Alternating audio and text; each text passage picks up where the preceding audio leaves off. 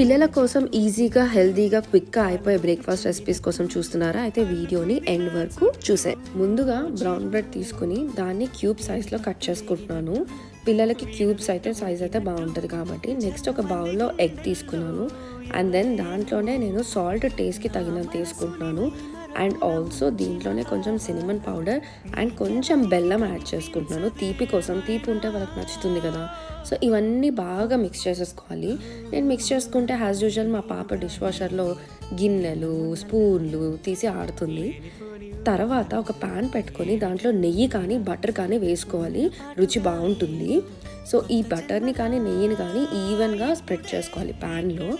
తర్వాత ముందుగా కట్ చేసుకున్న బ్రెడ్ స్లైసెస్ని ఈ మిక్చర్లో డిప్ చేసుకొని రెండు వైపులా మంచిగా బ్రౌన్గా ఫుల్గా కుక్ అయ్యే వరకు ఎగ్ని ఫ్రై చేసుకోవాలన్నమాట.